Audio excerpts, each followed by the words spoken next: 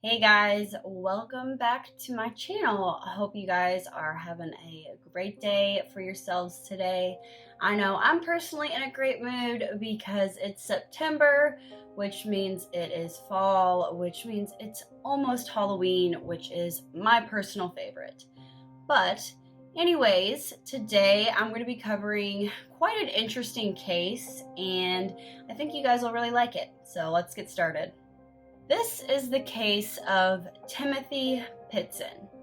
Timothy was born on October 18th, 2004, to his parents, Amy and Jim Pitzen.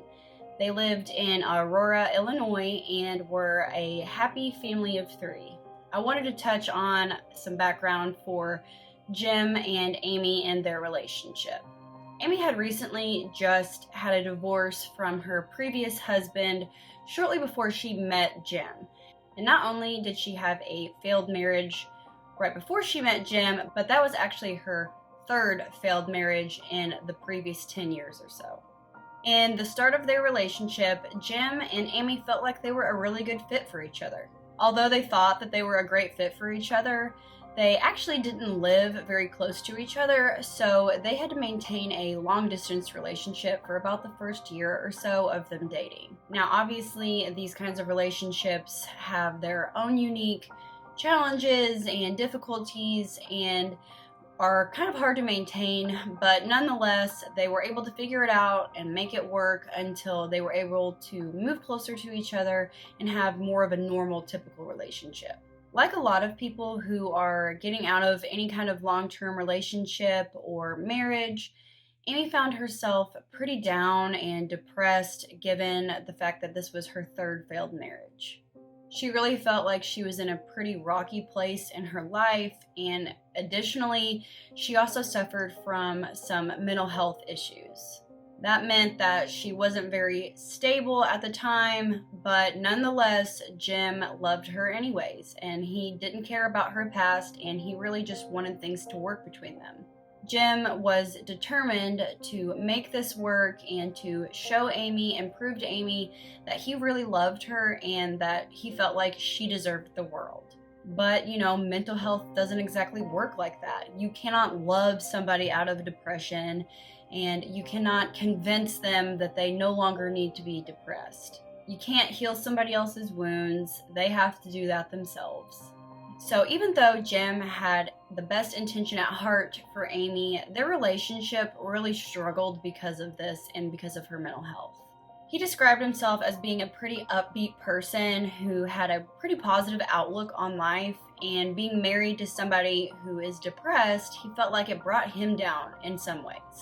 So their relationship wasn't the healthiest that it could be, and they definitely fought more than the average couple would.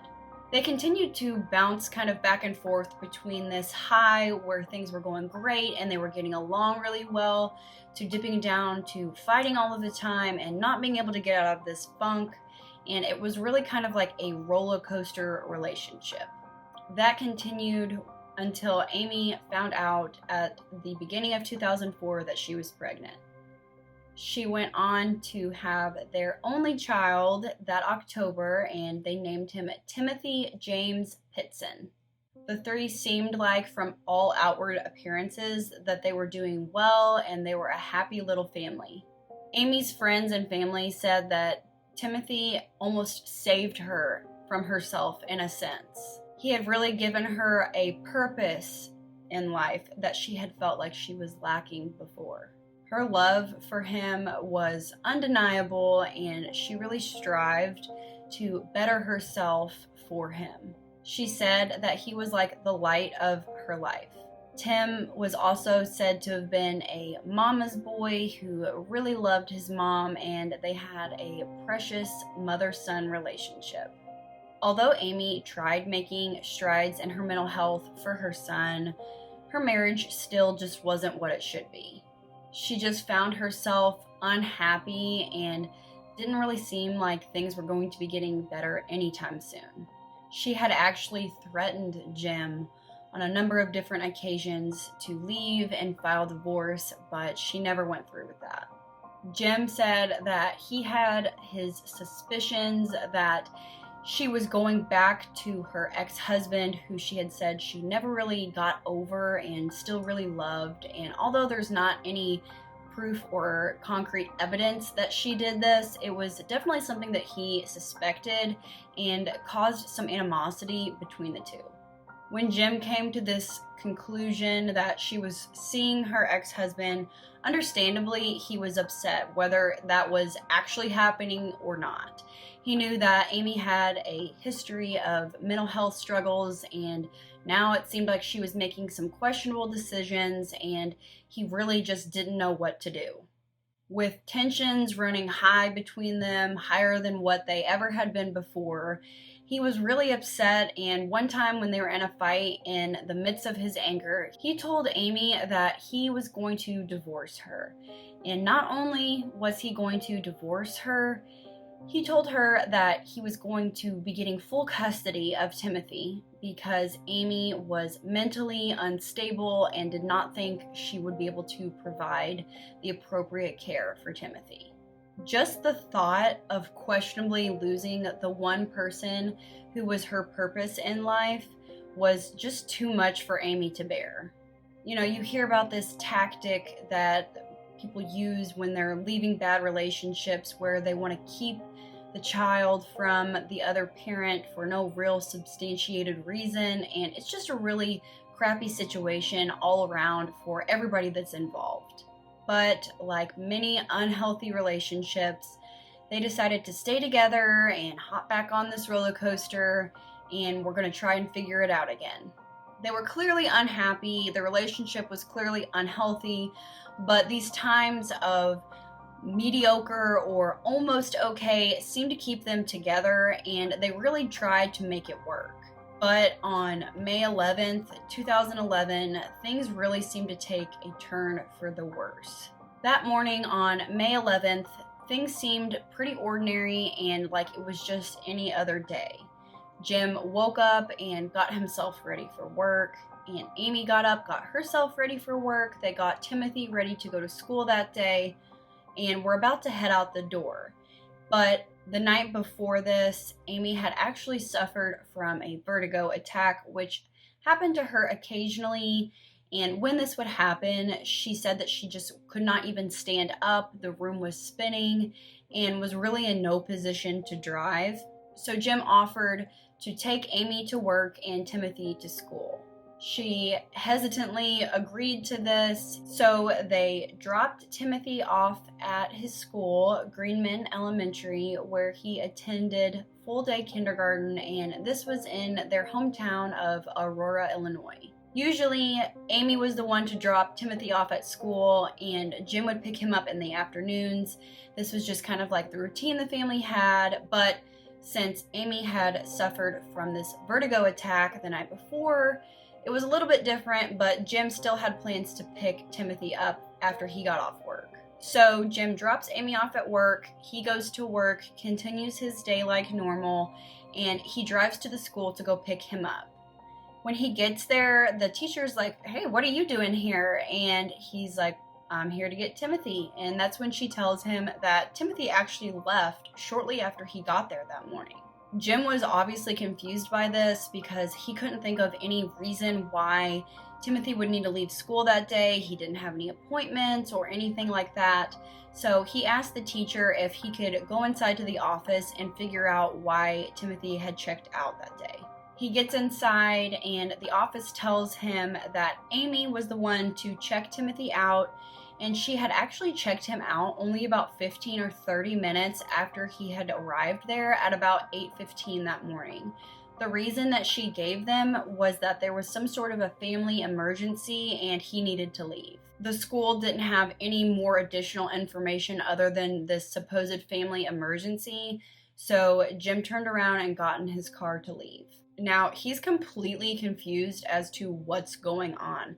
None of that made any sense to Jim. And since Amy didn't even have her car that day, he guessed that she must have walked from her work to their house where her car was, which was only about 3 blocks away, and then immediately turned around to go get Timothy from school. So leaving the school, Jim drives up to Amy's work and tries to see if she's there. He gets inside and her coworkers tell Jim that she was never even there that day. Her car is also not in the parking lot. So he drives the 3 blocks back to their house to try and see if maybe they're there. But he gets inside and doesn't see any sight of Amy or Timothy. He does not see Timothy's backpack. And so he thinks that they never even made it home that day. So he does what I feel like most of us would do, and he tries to call Amy, but she doesn't answer the phone. He keeps trying to keep himself calm and not jump to any drastic conclusions, but none of this is making any sense. And that's when he throws the whole cool, calm, collective gig out the window and decides to call Amy's parents. Amy's parents tells him that they haven't talked to Amy and they also didn't know where she was or what the supposed family emergency was. Trying to rationalize this entire situation, Jim thinks that maybe since things had been pretty rocky in the days leading up to this with him and Amy, she had picked Timothy up from school to go out and spend some time with him since that was what she loved to do and was getting some space away from Jim. He thought maybe she just needed to clear her head and that at the latest they would be back that night or the next morning. It never even crossed his mind that they could be or would be in danger, and he knew that Amy really loved Timothy and she had never been abusive to him in the past or anything like that. So while he didn't love the idea that he couldn't reach her and they were gone, he didn't think there was any cause for concern for their safety. He goes to bed and wakes up the next morning and there's still no sign of them. So he tries to call Amy again, and again, she doesn't answer the phone. At this point, red flags are waving in Jim's face, and he decides that he'd rather play it safe than sorry and files a missing persons report at the Aurora Police Department. Police take the report and file it, input it into their system, but they don't actually end up putting out an Amber Alert for Timothy because they figured that since he was with his mother, there was some sort of an explanation and figured that he would show up shortly with his mom. Waiting on pins and needles, Jim is a distraught mess. He doesn't know where his son is, he cannot get into contact with his wife, and at this point it's been days since he's talked to either of them. 3 more days would pass until anybody heard from Amy. To Amy's mother's surprise, on May 13th, Amy gives her a call. Relieved to hear Amy's voice and to know that she is safe, she feels a little bit better.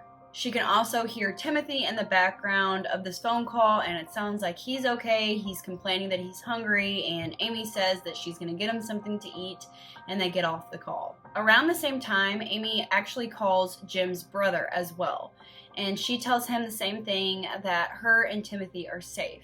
But there was one difference that she had made in the phone call to her mother than that of the phone call to her brother-in-law, and that was that she made a remark that Timothy belonged to her, which in hindsight is kind of an eerie thing to say, but at the time he didn't really put much weight into that.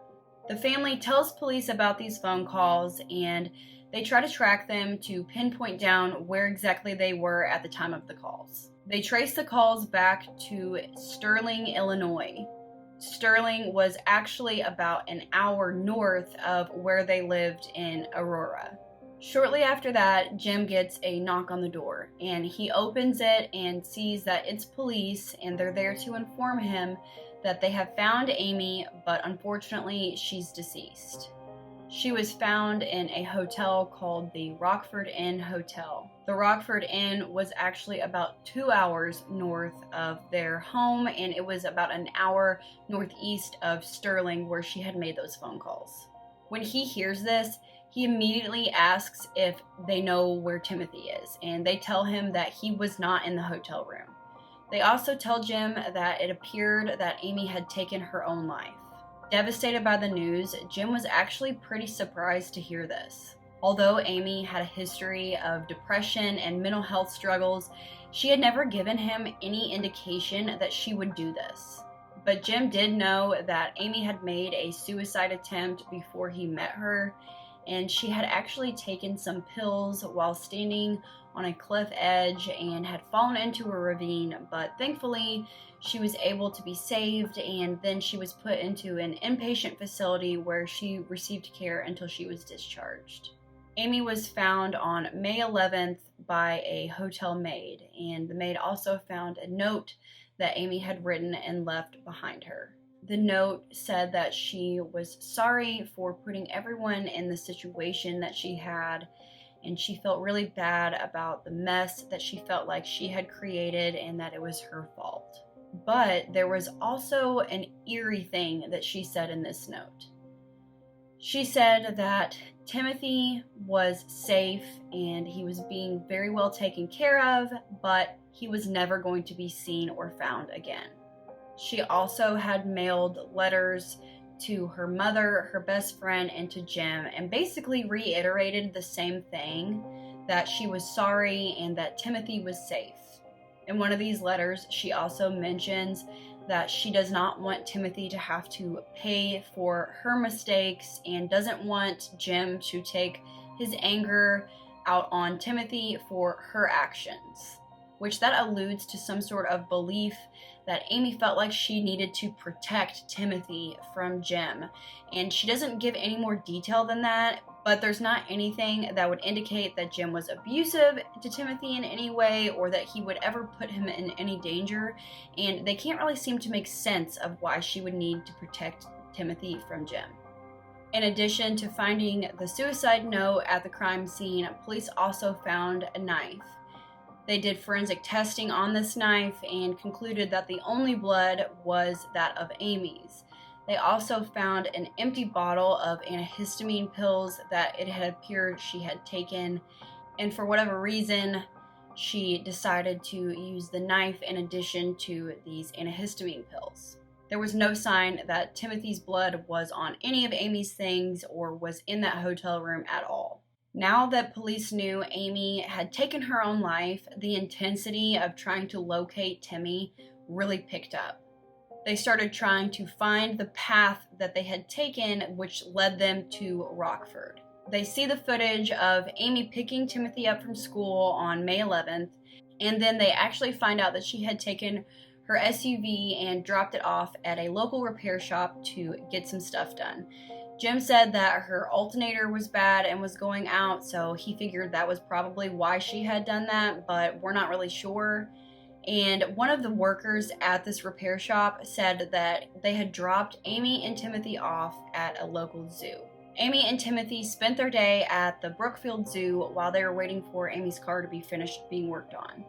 After the repairs are done, they go back to the repair shop around 3 o'clock and pick up her car. And this is when things really start not making sense as to what they were doing in the days to come. It appeared like Amy was taking Timothy on some sort of like mini vacation almost. First, Amy took Timothy to a water park, and when police asked Jim why she would do this or if this was something that she would usually do, he said that Timothy's favorite thing was water parks, and it was something that he really enjoyed to do. He said that in the past, Amy had taken Timothy to places like this before, but never just during the middle of a school day and so randomly, and she would never just take him by herself. She would always have her mother with her or her sister and her sister's kids go with them. After they left the water park, they make the trip up the coast of Lake Michigan, and they end up staying at a place called the Key Lime Cove Resort. They end up spending the night at this resort and wake up the next morning, get into the car, and make another drive about an hour north of that to stay at another resort. The second resort they stayed at was called the Kalahari Resort, and that was located in the Wisconsin Dells.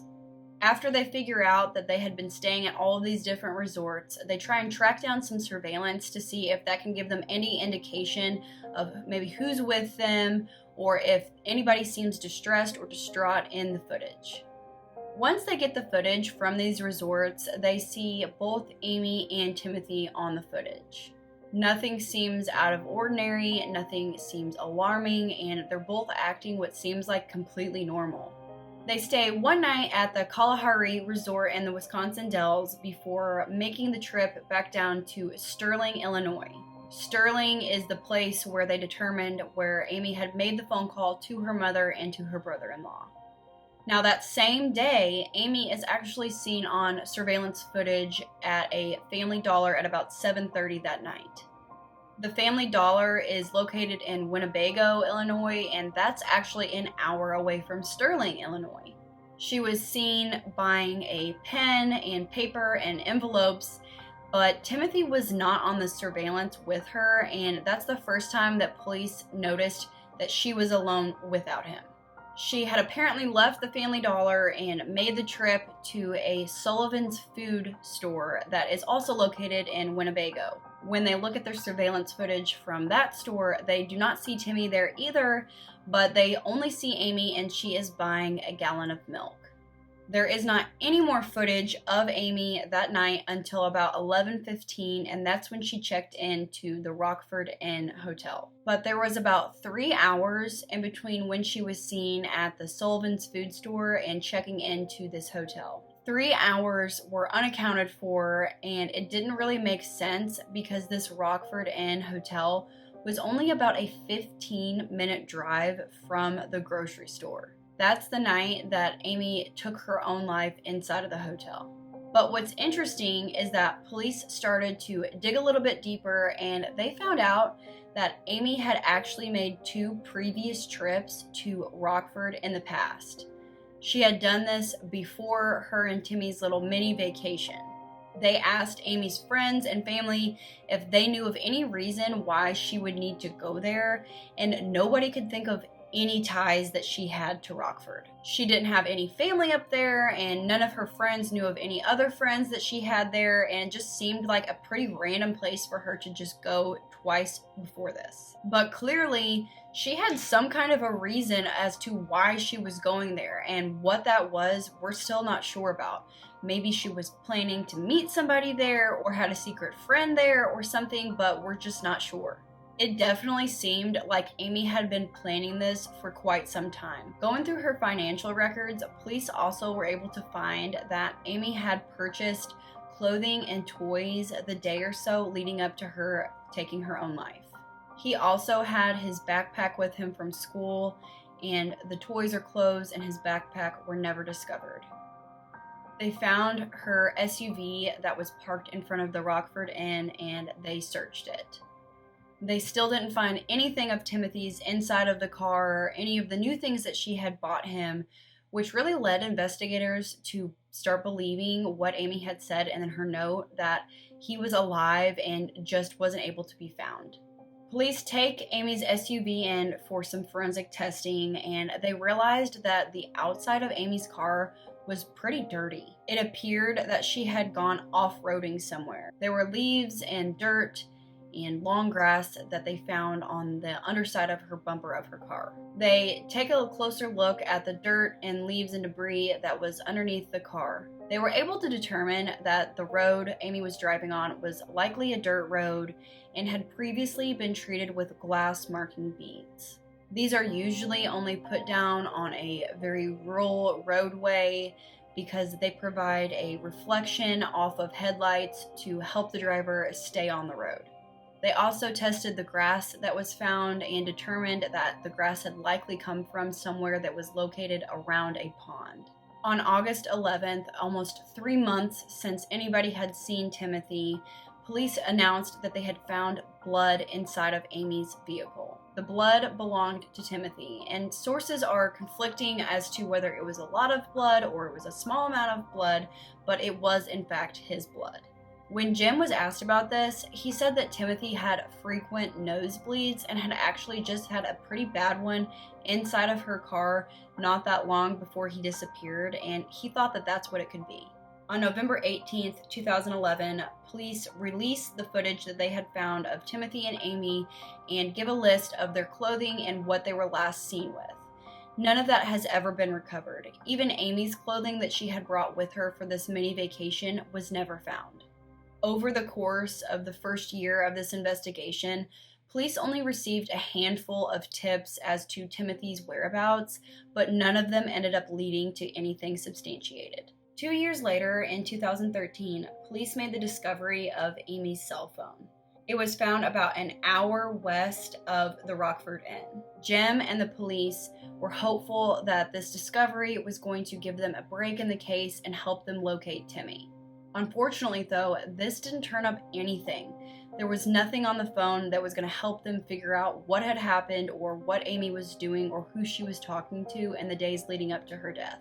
On May 9th, 2014, the Center for Missing and Exploited Children released an age-progressed photo of what they believed Timothy would look like. About a year after that, another photo of Timothy was released showing what they believed that he would look like at about the age of 10. These photos have also not led to any tips or information for police as to where he could be. Although there doesn't seem to be any leads or much information as to where he could be, police and Jim remain hopeful that Timmy is alive and out there somewhere. They don't believe that Amy would have hurt Timothy. They think that maybe she had given him up for some sort of an illegal adoption and that's where he was.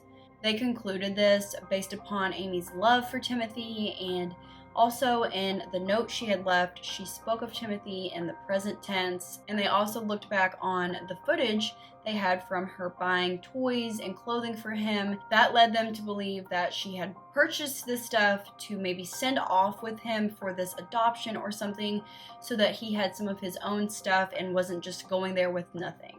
They don't want the community or police to forget about Timothy, and on every year on his birthday, they plant trees in his honor. They also have the community send in birthday cards for him, and actually the school where he was attending kindergarten has planted a small garden named after him in his remembrance. April 3rd, 2019, after going years without any tips or leads, there seemed to have been newfound hope that Timmy was alive. A woman in Newport, Kentucky, spotted what appeared to have been a teenager who was out of place standing next to a car in a parking lot. And the area had recently experienced a slew of car break-ins, and she was worried that that's what was about to happen. So she takes a picture of him just in case. She said that he had his hood up on his jacket, and when he took it down, it appeared like he had some sort of a road rash on his face. He also seemed like he was cold and scared, and so she decided to approach him. She asked him if he was okay or if he needed anything, and that's when this guy tells her that he had just escaped from being held captive of two men who were built like bodybuilders, and they had held him captive for the previous 7 years. He said that he had been running for hours because he was scared that these people were going to find him and take him back. He said he didn't know where he was and that he was tired and he was hungry. So the lady ends up calling police to report this in. Hamilton County Police Dispatch. Hello, Hamilton County. It's Campbell. I got some information I need to pass on. All right. What's the address to start with? Well, it's a little confusing, actually. I don't know if you have a supervisor you may speak to or not. It's about a missing child, possible abduction case. Okay. You got a sergeant on duty. No, not yet. We're going to talk with teletype. I'll just give you a heads up what it is. So we had this child who said he ran away. He said he was kidnapped. And we found it. It looks like back in 2011 he was kidnapped or abducted. I'm not quite sure what the situation is. I'll let you guys Google it and decipher from your own information there. I didn't hear anybody say anything. The last name is Pitzen, P-I-T-Z-E-N. First name is Timothy. If you Google it, it'll just pop right up. Okay. We got him at the hospital right now. He's out with the detectives, but he said that he escaped from two subjects. The last time he saw him was at a Red Roof Inn. He doesn't know where that was at, but I'm assuming you have some in your area? I've got 3. Okay. Well, I guess you're a good shot at it then, because he was found in Newport. So if you want to have them start checking Red Roof Inns, we've got a description of the subjects. We do not have a vehicle description. I'm not sure if you want to send officers, maybe even talk to the... Is there a vehicle description now? How old is it? Is he now white, black, Hispanic? How old is this kid? He's 14 now. If you Google it, it'll pop right up for you with all his information. Okay. 10/18/04. Timothy is spelled with, I don't know if the hit actually shows it, but it should have 2 M's. So Timothy Pitzen, Pitzen. But I want to give you the information mostly about the abductors in case they want to go ahead and run through the loss of the Red Roof Inns or talk to clerks. And we'll get an attempt to locate out the broadcast as soon as possible. Okay, let's see. Out of Wisconsin? Yep, that's him. Okay.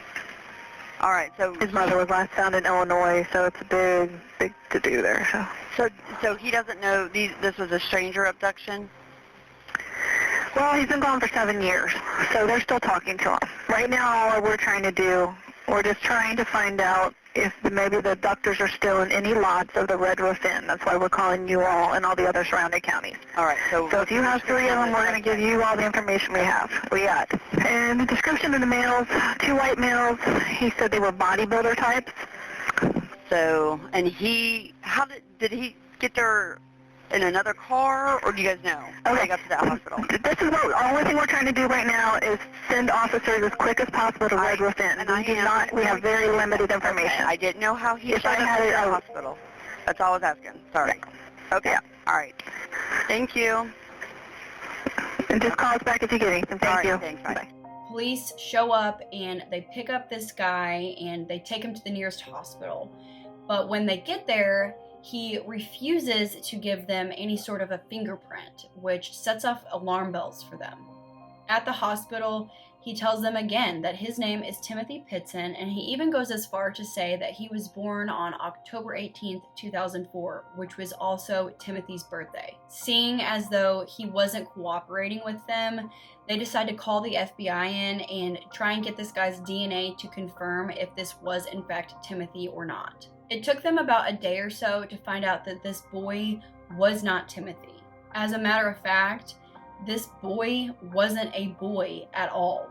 They find out that this was actually 23-year-old Brian Michael Rennie. Brian clearly had some sort of mental health issues himself. His brother went on the Dr. Phil show and said that Brian suffered from bipolar disorder, oppositional defiance disorder, ADHD, and was on the autism spectrum. In addition to that, his brother said he also had a past of pretending to be people that he wasn't. He said that one time Brian went to the hospital complaining of chest pain and gave them his brother's name and even presented them with one of his old insurance cards. At a different time, he had also been pulled over by police and gave them his brother's name, date of birth, and social security number. Police find out that he had actually been just recently released, not even a month prior to this, from the Belmont Correctional Institution. This institution was located in Ohio, and he had just completed a 14-month sentence for burglary and vandalism, which were both felonies. Brian gave police a statement that said that the reason why he pretended to be Timothy was because he really just wanted a father that was like Timothy's. He said that if he were to go missing, his dad wouldn't care and that he would just continue drinking. Which, whether or not that's actually true or not, that's still devastating for all of those people who love and care about Timothy and got their hopes up only to find out that this person was pretending to be him. Police said that although this wasn't Timothy, they were not going to give up hope and they were not going to stop searching for Timothy. This gave his case more coverage and attention, and they hoped that that would lead them to some new tips or leads as to where the real Timothy was. They ended up charging Brian for giving false statements to police for doing this. In December of 2020, he was sentenced to 2 years for this offense. He was given credit for 20 months time served and needed to finish out the remaining 4 months of his sentence. He was released but is on supervised release. During his sentencing, he apologized to the family. He said, "I'm sorry for what I've done. I wish that I could take it back, but I can't, and that I'm sorry for the family." Timothy's family also remains hopeful that Timothy is still alive out there somewhere, and they're not going to stop searching for him. Jim said that he thinks Timothy is probably somewhere where there is not access to social media or news coverage, and that's why he doesn't know that he has an entirely different family out there searching for him, but he's not going to stop looking for him. Now, there are lots of different theories, of course, as to what has happened to Timothy. There are a lot of people out there that think that Amy was so off the rails with her mental health that she did something to Timothy. They think that maybe she killed him before she took her own life. Others think that he was actually adopted by some sort of an illegal adoption. Some even go as far to say that they think that he was adopted into an Amish community, which would explain why he doesn't even know that he's actually a missing person and hasn't seen any of the coverage on his case. But, I'm not really sure what I believe. I would like to think that Timothy is alive somewhere out there and that he is in a safe place and that Amy did not do something to him. I think that this case has a great possibility of being solved one day, and that Jim and the rest of his family will find closure and reunite with his son. But that's all I have for today, guys. I hope you enjoyed today's story.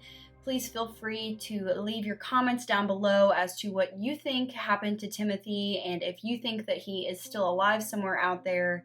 And as always, please subscribe. And until next time, I will see you guys later.